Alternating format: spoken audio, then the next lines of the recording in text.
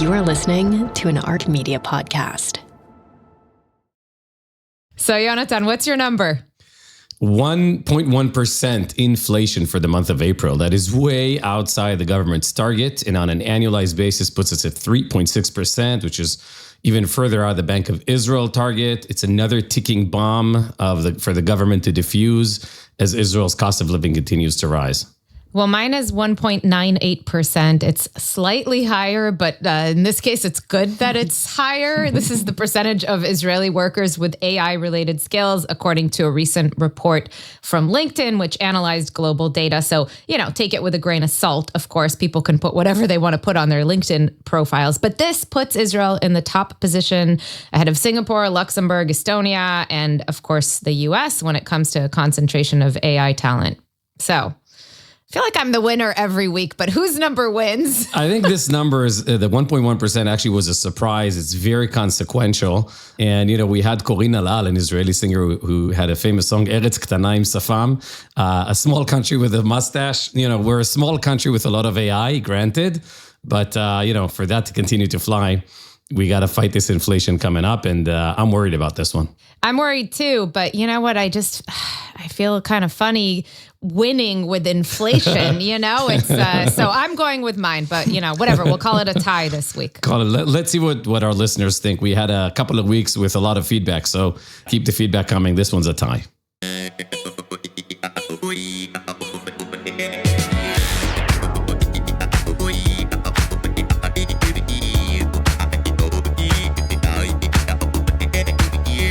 Welcome to What's Your Number, the newest podcast from Arc Media, where we focus on Israel's economy through a global lens. I'm Michal Lev-Ram.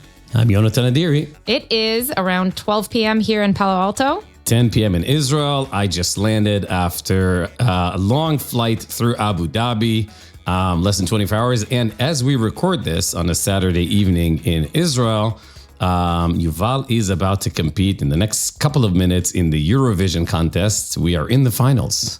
Amazing. And thank you for missing this in order to record today, Yonatan. I know your family is closely watching. Family's downstairs. Yeah, eagerly awaiting. Yep. Well, we're doing things a little bit differently today because later this afternoon, I'm going to be boarding a flight. We're ships in the night here, Yonatan. I am heading to Riyadh week after President Trump. The interesting timing. A good warm-up, a presidential warm-up to Michal. Yeah. Hopefully they left the red carpets rolled out, And the horses are still around. Yes, definitely. So we're recording a little bit earlier in the week than usual so that we could put out an episode this coming week before I take off. And speaking of Saudi Arabia, this week's episode, another thing that's a little bit different, is going to be part one of a two-part long play. That's what we call our deep dive into one critical issue. And it's going to be focusing on the recent U.S. Saudi deal.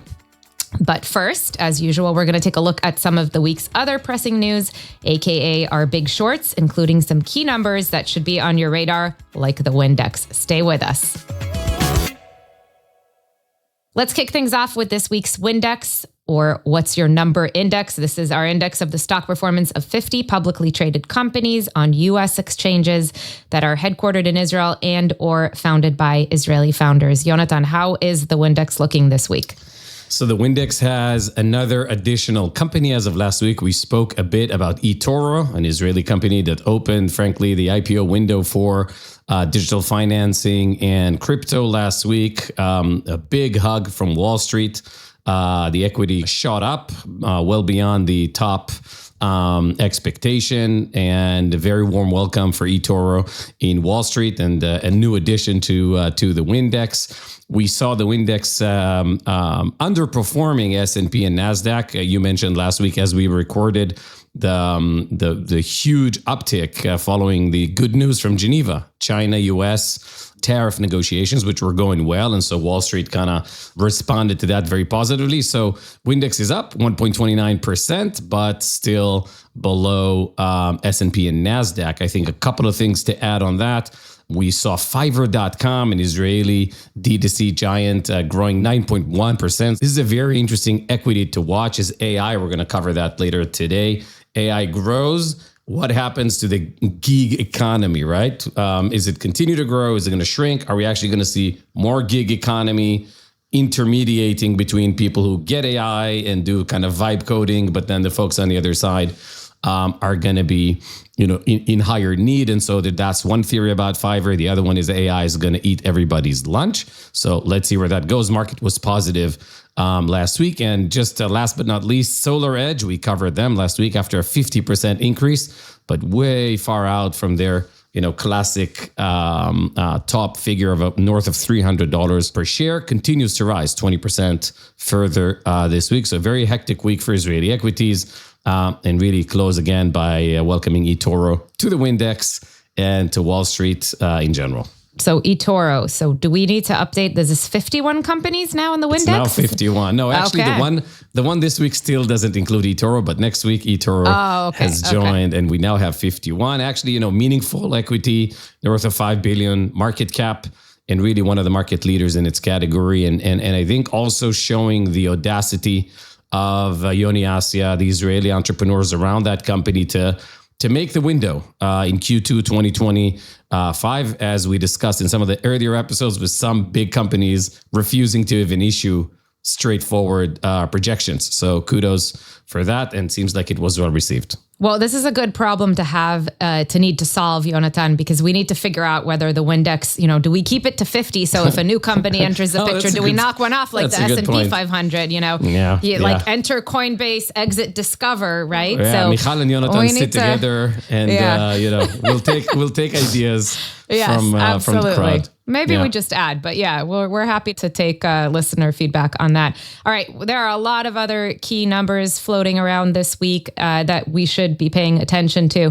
Yonatan, you started things today with the inflation numbers in Israel, up 1.1%, as you said, in the month of April, much faster than expected. This is maybe not the most noteworthy. It's a small data point here, but fresh fruit prices are up while fresh vegetable prices are down.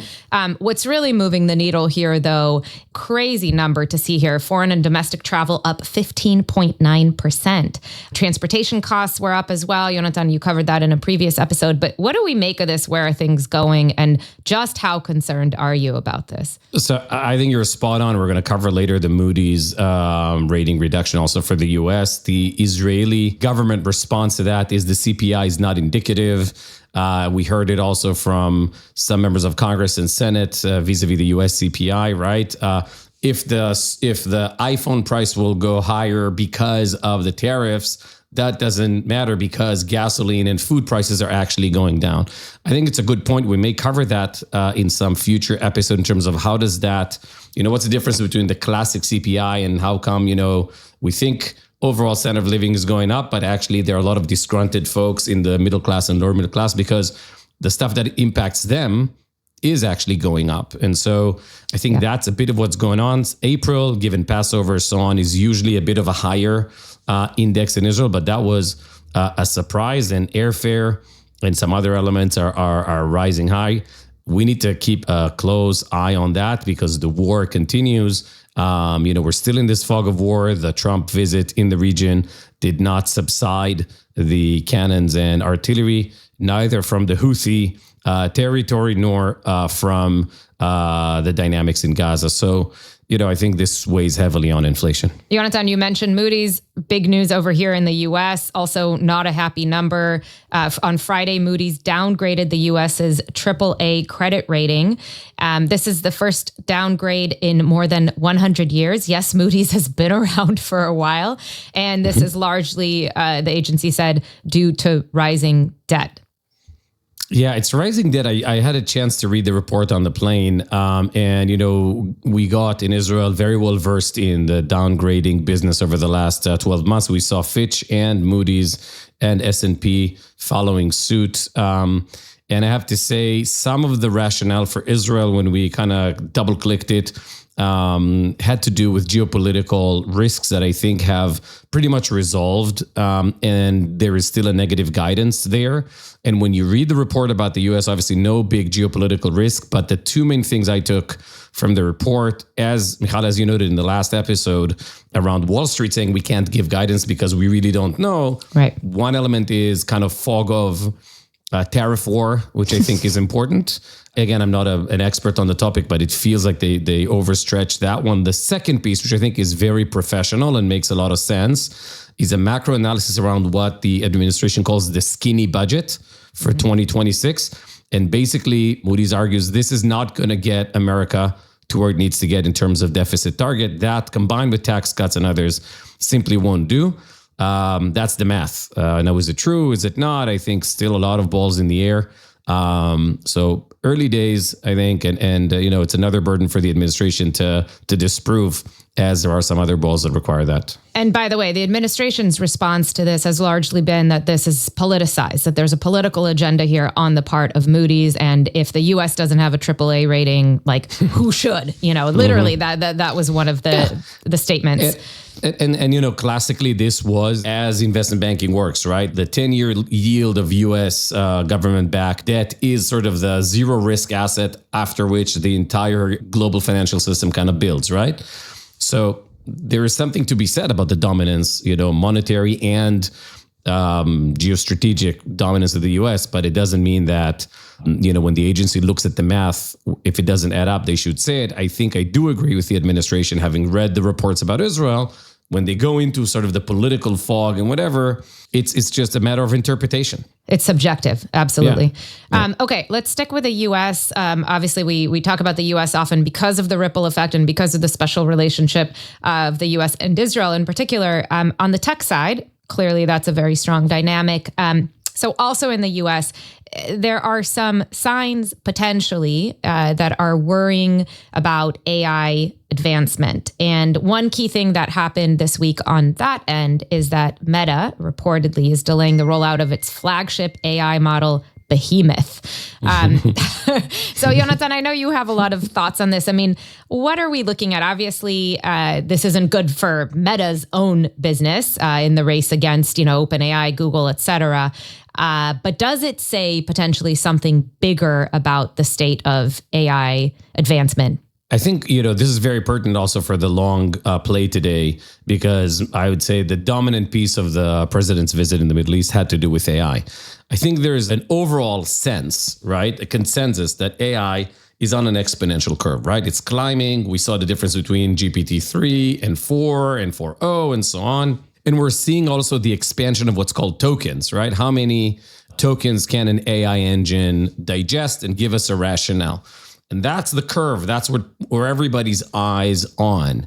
We tend, unfortunately, and I think a great example is where we were, when I was a CTO in the government of Israel. We kind of looked at certain dynamics and tried to interpret, are we close to an S curve? I mean, is this going to subside soon? Or is this crazy, kind of Moore's law dynamic, doubling, is going to continue on and on?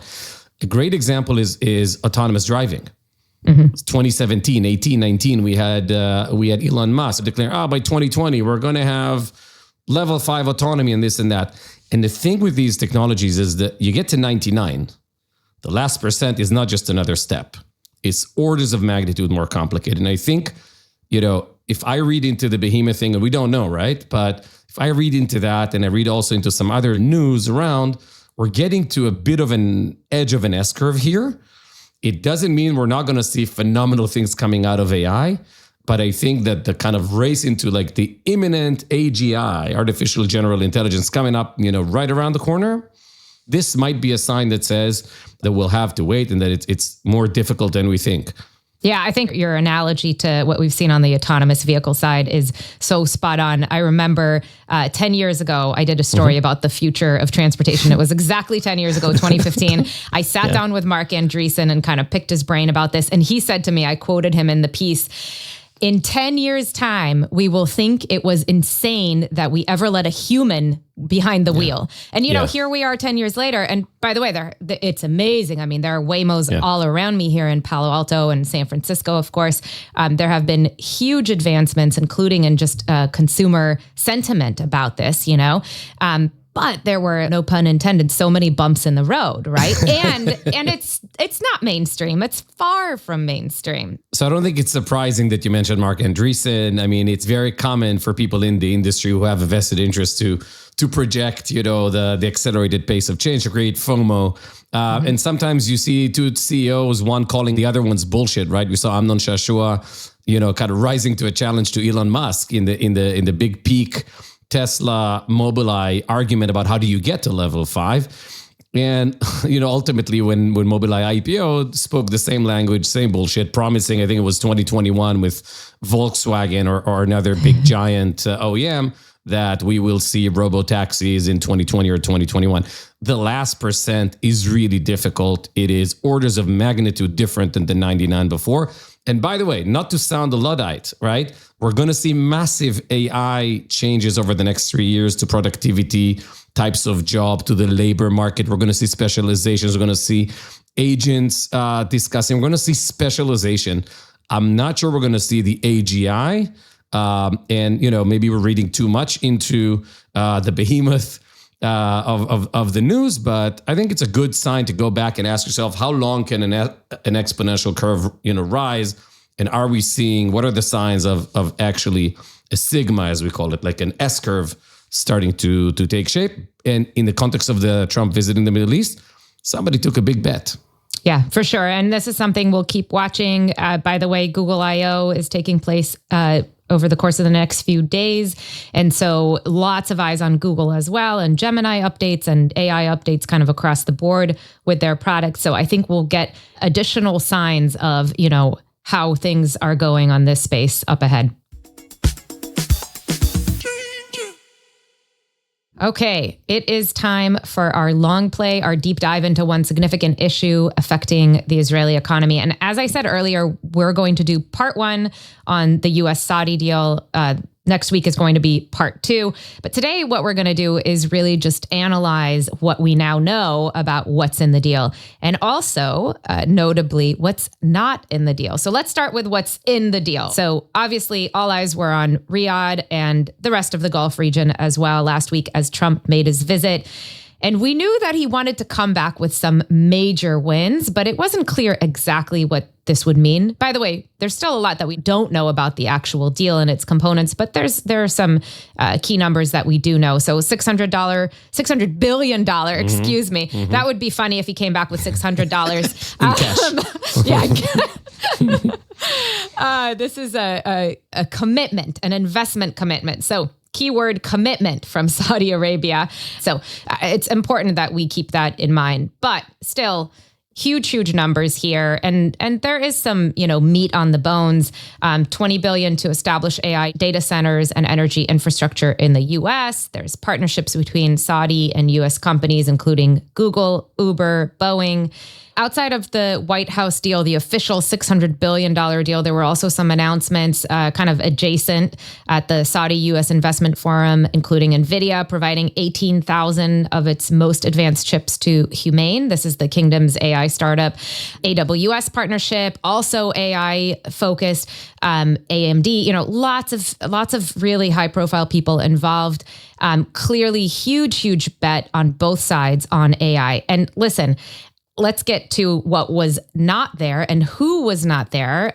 We've already talked about the fact that Israel has felt very cut out of the, diplomacy side of things, right? That was clearly not on the table, which is huge for the country. Israel's also not at least directly involved with any of these AI deals. So let's start there, Yonatan. What does this mean? Just put aside diplomacy. Let's just talk dollars. What does this mean for Israel? The framing I sort of look at the visit through is that this is, in essence, an AI preemptive strike on China, right? China wasn't there, right? There was no Chinese leader, but China was everywhere since the trip was planned. The first thing to understand when it comes to AI is if you're America and you decided you have to win AI, right? Going back to what we discussed a couple of minutes ago, AI is on the rise. We're on the verge of artificial general intelligence, which means whoever gets there first, has the best arms and so on, the best medicine, so on and so forth. We can't lose. We have to win. That is sort of the view from the White House or from Beijing. America has big leverage. The previous administration, Biden administration, at the tail end, divided the world into 3 tiers of who can get chips. You're just mentioning that AMD and NVIDIA are going to invest in Saudi Arabia. That was not possible a couple of weeks ago because of a presidential and a government policy. They were tier 2, like Israel. So Israel the wins. AI diffusion rule, which the Trump administration has now rescinded. So Israel, in a way, wins here, where the whole tier system is gone. Israel can now also build its own supercomputer without limitations. That's sort of a side story. But if, again, going back to the view from the White House, do I rely on Europe for AI? I mean, nothing major coming out of Europe, not in the silicon side and not on the AI side. Definitely no money, right? America is with a huge deficit. It cannot kind of print more money to invest in AI. And so who's left? The Gulf states. They want to play. They're open, right? The bazaar is open. They actually indicated in the last couple of years they're willing to go the Chinese way. Saudi Arabia predominantly opened the door to Chinese diplomacy. And so I think the administration, the right way to think about what happened here last week is really, an American understanding. We can't lose this war. We have to win this war. The biggest adversary is China. No money in Europe, like France at 115 debt to GDP. I mean, there's no money out there and no significant AI capacity to enhance the U.S. Ability to win this. The Gulf has the money and it has the resources and is interested in siding with the U.S. as we saw. So, that's sort of how I look at that. We spoke last week. 4% of the entire grid use in the US last year was for AI and cloud. The projections are this is going to grow a lot faster than America can build. Middle East has access to easy molecules for energy, less red tape. Those who are listening who read Ezra Klein's Abundance, the episodes about how America wasn't able, the government decided it's going to give $46 billion, right, for a government initiative, for bandwidth and so on and so forth, and just couldn't get it done in 4 years because of red tape and because of, the legal dimension. That does not exist in the Middle East. So I think this is the path of least resistance to get as much energy into data centers. That's why you saw all AI players there. So energy is a big deal here. I'll draw your attention to something, and then we can cover a couple more points. The speech he gave in Saudi, the fact that he openly said, and this was a recurring theme, the neocons in Washington or the liberals in Washington came here and told you how to run your business. You built incredible countries that are genuinely Arab. I mean, the overture made it sound like there's something bigger. In my view, it's an AI preventive play on China, and the Gulf states were up for grabs, and he made the right choice in going there. Yeah, well, let's get back more directly to Israel, because I think you laid out the sort of what's at stake here vis-a-vis the U.S.-China AI arms race, right? And how critical Saudi and Gulf money and partnerships, across the board are to dominance here. Mm-hmm. Is there a way for us to see Israel as still being critical here? And, we're talking about NVIDIA. Well, NVIDIA's got, huge presence in Israel and it's investing in Israel. We just talked about AI 21 the other week, right? So there's already this presence of Israel, even though they weren't part of this summit and all of these meetings. But what happens next? I think that's really critical. So I have a bit of a contrarian view on, where Israel is on that. What did we not see in the visit? We didn't see Arab companies. I mean, think of the president visiting India, right? You see a lot of American CEOs born in India on the delegation, right? We didn't see that. We didn't see IP, no intellectual property created in the Middle East in any meaningful space. We didn't see universities, Qatar investing billions in American universities, and in their home in Qatar, we haven't seen any big academic, publication or whatnot in the Middle East. I would rather be Israel still after this, where, as you said, NVIDIA has a huge R&D center, right? And invest in creating IP in Israel. And if I'm Google, I buy a $32 billion company in cyber because there is unique IP. So I don't, invest $32 billion in building a data center that I need anyway. And there's no way I have enough energy in the US to build it. So where do I go? Oh, I go to Saudi Arabia. I think Israel's still in a very strong position. That said, as we discussed with Dan a couple of weeks ago on Israel's third founding moment, The window has now opened for a competition. Over the next 5 years, if Israel doesn't do what it needs to do, there will be IP in the Middle East. There will be unique companies emerging in AI in the Middle East. Now the ground has been laid. The fertilizer, right, has been provided. And so I think the race begins now. I don't think that specifically, in these weeks, something, of significance happened beyond that point. I will say, by the way, for me, I noticed that Abu Mazen wasn't there and Assisi wasn't there. And that's a big deal for Egypt. That's a big deal for the current Palestinian leadership. Not a good sign for Israel. These are two, Egypt as a partner, Abu Mazen as hopefully, the Palestinian Authority or whoever on that side as a partner for the day after the war. Not a good sign from my perspective. But, I think when we'll talk a month from now, it's going to be like a whole new reality. Let me do this. I want to embark on a little thought experiment with you. Let's just say, let's just dream here with me that Saudi Arabia was already in the Abraham Accords, that things had moved forward. What would this summit and these meetings and these deals have looked like if that had already taken place? What could things have looked like if Israel had been a part of the picture? Well, look, I think that if the summit happened after Saudi Arabia had normalized relationships or as part of that, we would have seen Israel involved at the architecture phase of this incredible new opportunity. I mean, is it worth $1 trillion? I don't know, even if it's worth a third, right? That's a lot of money. And this capital is going to form the Middle East for the next 20 years. Gaining access to this capital is now, I don't want to say impossible, but it's infinitely harder than it may have been if Israel had normalized relationships. I will say one thing that sort of I learned, I don't want to say the hard way, but in these summits, there's a smell, there's a tone of voice, there are friendships, created.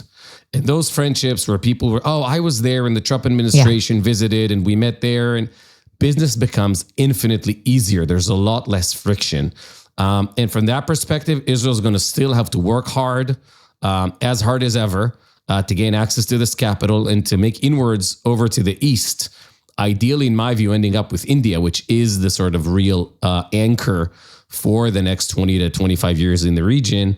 When you lose that, and we lost a great opportunity this week for the smell, for the friendship, for the ability to then make things infinitely smoother and easier, we're now still climbing up the mountain. Well, I'm going to channel the great musical Hamilton and say, I want to be in the room where it happened, right? Exactly. No, exactly. That's really important. We can talk money and architecture and this and that, the friendships that are created, the trust that is created, because this is ground zero, right? Day zero, ground zero for a whole new architecture of the Middle East when it comes to tech and energy.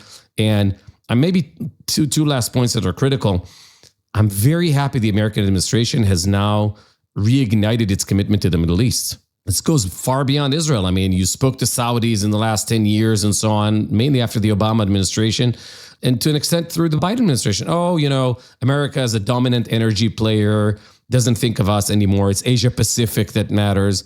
This renewed commitment is very critical, and it does serve Israel. I'm very optimistic from that perspective as well. Where I am concerned is where the Iran dynamic is going to go. And I think Iran and Ukraine, Russia are going to keep us very, very busy in the next few weeks. And that's where I would keep my eye on. If America gets the bad deal with Iran, then the entire architecture, doesn't just becomes difficult for Israel to be part of. It almost precludes Israel from playing in that field. And I think that would be dramatic. Well, we'll be talking about Saudi Arabia a lot more on the next episode after I'm back from Riyadh, where it is 105 degrees, by the way. So more to come. Well, we began our show with the numbers of the week, and we are going to end with the words of the week. This comes from President Trump's address in Riyadh at the start of his Middle East trip. Yonatan, you alluded to sort of this different tune that we're hearing from the American leader, and let's give it a listen. Before our eyes, a new generation of leaders is transcending the ancient conflicts of tired divisions of the past and forging a future where the Middle East is defined by commerce, not chaos, where it exports technology, not terrorism, and where people of different nations, religions, and creeds are building cities together, not bombing each other out of existence. We don't want that. So I have one thing to say about that. My reaction is, inshallah. That's about it. Bezrat Hashem. Exactly. That's about it. And again, this optimism and this commitment to the region is a big departure from where we were in the last 15 years. That gets me very optimistic. All right, that's it for today's show. Thank you for tuning in to ARC Media's What's Your Number? We hope you found it interesting. If you did, be sure to like, subscribe, rate, review. You know the drill, but most importantly, please share it with others who you think will find it interesting. If you want to make suggestions or share your feedback, please reach us at whatsyournumber@arcmedia.org.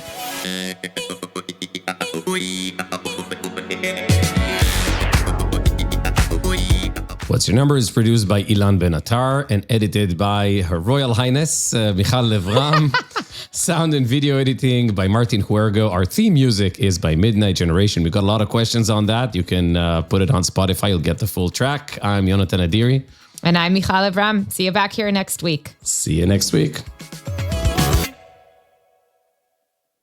This podcast offers general business and economic information and is not a comprehensive summary for investment decisions. It does not recommend or solicit any investment strategy or security.